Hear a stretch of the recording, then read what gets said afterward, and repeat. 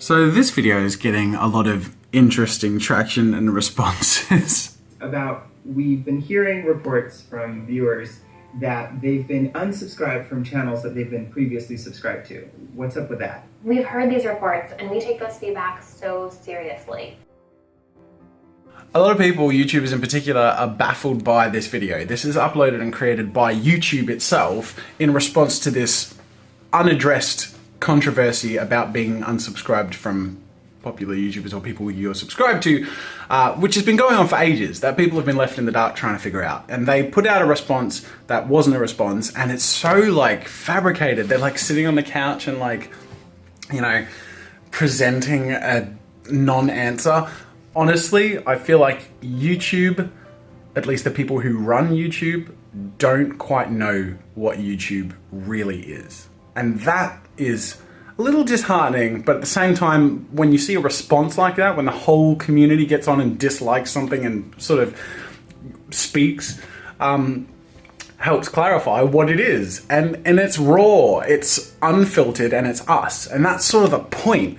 So when YouTube responds to an issue people are frustrated with by putting this sugar-coated non-answer out there with a corporate packaging, it just makes people angry and like you're not paying attention. That's not like what you're not even talking about what we're frustrated by, and you're talking to us as if we're children. I know none of you have asked my opinion on this, but I'm sure some of you will have seen this, and I just thought I'd share my opinion. I'm really lucky when it comes to YouTube, because every time YouTube's made changes in the algorithm or the monetization or anything like that, it hasn't negatively affected me drastically. In fact, in most cases, I've been one of the really lucky channels that's actually benefited from those changes. But I can understand the fear that I face every day of being subject to a platform that can change on a dime, whether it tells you or not. And I, as a creator, I know that I would rather be told how the platform is screwing me over potentially so I can combat that.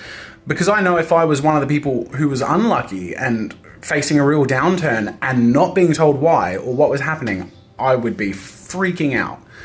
As it happens, my channel and subs and all that stuff has been going up, and I haven't known why. And I've still been trying to figure it out because I like to know. I like to know what's going well and what's going bad so I can respond to that and cater my content in an organic way that's going to benefit my audience and benefit the platform as it serves my content. All I can say is I hope this doesn't go on too much longer when it comes to YouTube and how they are channeling YouTube, the platform, and responding to people. I think things like YouTube Red are a huge misfire. I think they want to be Netflix. I think they want to feel legitimate. I think they want programs on their platform. They want shows on their platform that feel like TV shows and that feel polished and have huge views. And I think the little piece of secret, super important information about the truth of the core of YouTube that they haven't yet understood is that people, especially people on YouTube, are phenomenal bullshit detectors. Phenomenal. Like, it's insane. You put out any half-sincere piece of content or any shrouded guise of something else acting as what it's not, and everyone will call you on it. And you will face the wrath of your audience or people you don't even know who aren't part of your audience, who are telling you this is not how YouTube works. I knew YouTube Red was a misfire from the beginning, and I actually asked Mrs. Jazza the other day, what would you think if YouTube came to us and offered us, I don't know, $1 million to put a show together to only release on YouTube Red? And because my honest position was that if that happened even before YouTube Red launched and went live, I would have said no, because it isolates my audience, it pushes people into using the platform in a completely different way to the way that has been promised to everyone. And it's like Bing, it's like Google Plus, it's like fuck off and let me use the platform the way I use the platform and let my audience enjoy and participate in my content the way that they have been for 4, 5, 6, 7 years, you know? I didn't realize I'd be talking about this today, but I just wanted to share my 2 cents because as a YouTuber, I am hugely invested in this platform, obviously, you know, I want YouTube to succeed, but it's painful to watch them put out tripe like this and call it running a community. It's so not cool. And it's unfortunate because it just makes all the big YouTubers who are authentic and have huge audiences but are raw and not, you know, Jimmy Kimmel and Ellen, pissed off because it's like they're being edged out to bring in Stephen Colbert and bring in, you know, news shows and all that stuff that's on, you just watch on TV anyway. That's, I get my news from people who aren't paid to be news networks, you know, people who are paid to run communities and have a conversation with their audience. And similarly, I'm not entertained by the polish tripe that comes out on YouTube that's starting to dominate. I'm entertained by H3H3, I'm entertained by Psychic Pebbles and by JonTron, I'm entertained by Nerd Rider and bloody, what's his name? Grade A Under A, who is the epitome of that, the antithesis of what YouTube wants the platform to be. But that's what it is. It's raw, unfiltered, it makes you laugh, it has ironic humor all over it, but it's real and it's personable and it's palatable and it's not this. Listen, I know you want to be like who you think the big boys are, TV and Netflix, but you're the big boy. You're my big boy, you know? You don't need to try to be anything else. Just don't screw this up for me. I got a good thing going, okay? This is kind of serendipity. I just got a call from my wife who helps me with my emails and sorts out, you know, the fan and the business stuff and things like that. And she said, you have to check out this email right now from this kid. His name's Levi, and I read his email and I watched his video and I can't wipe this smile off my face. And I say it feels like serendipity because of what we've been talking about. Let me show you what YouTube is. Hey guys, it's Levi Williamson here, back at you with another drawing video. Again, we're going to be using the Arty Games app to do a bit of a challenge. This is what I got so far.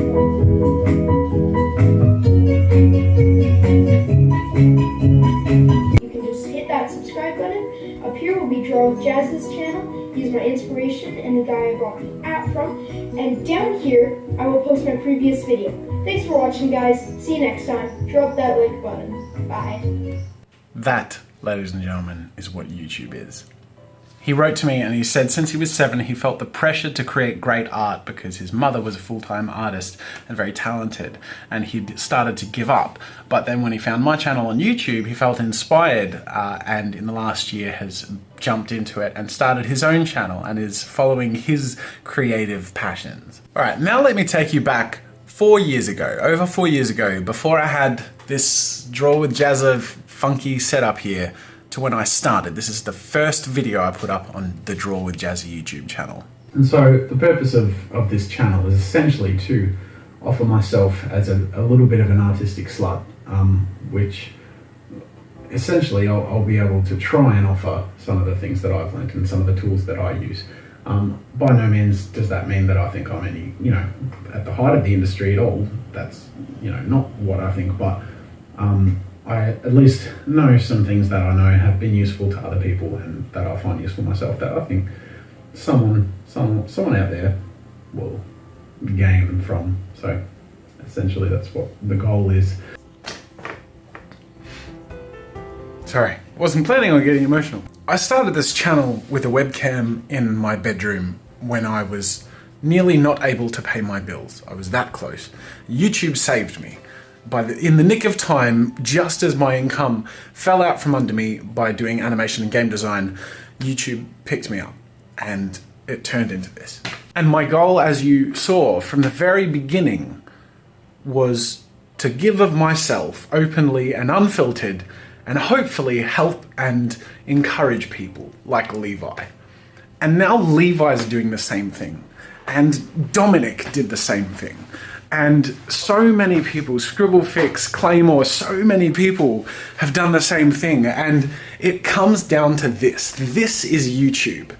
I put this board up a couple of days ago, and it's fan art that's been building up over a number of years and is so special to me. And I think the misfire people are feeling from YouTube is they're focusing so much on the business of YouTube, on the views and the money and the advertisers and all that stuff, to the point where it inadvertently disconnects the most valuable thing about YouTube.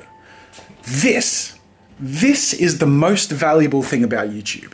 That creators can inspire and connect with people from all around the world in all different circumstances, in all different places, with all different goals, and unify them and lift them and bring them together in a beautiful, amazing way. The communities that make YouTube what it is matter most. And the connectedness between the contributors, the creators, and the audience is the number one, and should be the number one priority to the platform itself. And I think the frustration a lot of people are feeling is that it doesn't feel that way at the moment. When I say that I feel fearful as to how subject to the platform I am, it's not because if it changed tomorrow, I might not be able to pay the bills. That would be difficult, and I would find a way around that. But what is frightening to me most is that I would lose that connection, that connectivity to people who want to be connected to what I'm doing and use that to lift and inspire themselves and inspire other people. I did not expect this tangent today, but I hope it's informed and helped someone out there. I hope you enjoyed seeing Levi's video, and go subscribe to Levi, because Levi is more of a YouTuber than Jimmy Kimmel or Ellen will ever be. I'll put a link in the description to his channel, and he's just started, and it reminds me so much of when I started my channel, but he's a lot younger, so he's gonna have a lot more time to grow and overtake me and kick my ass. So thank you so much for sending that to me, Levi. I'm really sorry that I've, if you feel a bit self-conscious if I've shared it out there in this way, and I also feel like I've sort of kicked myself in the foot by ranting and swearing and then promoting a child. So I don't know if that's sort of like not the wise way to do things, but that's the point of it all. We're all just flailing around trying to make cool stuff and work together, and sometimes we make mistakes, but that's okay because we're always moving towards a better place. Let's keep making YouTube awesome, whether they want it to be as awesome as we want it to be or not. Hey cheeky bum, do you want to dance? No. You want Daddy to play piano? Yeah. Oh, okay. Yeah. Oh, okay. Do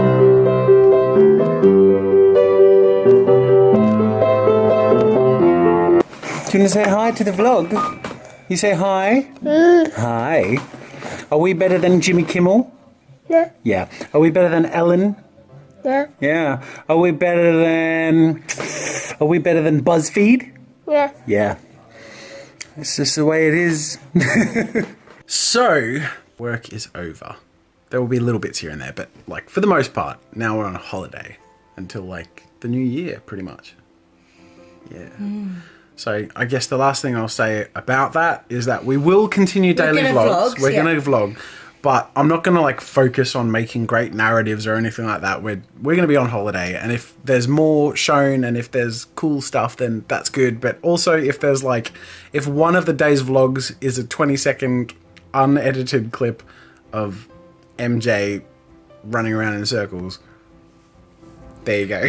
We're keeping it real for you and keeping our family happy. Thanks for watching, guys, and we'll see you tomorrow and commence the holidays.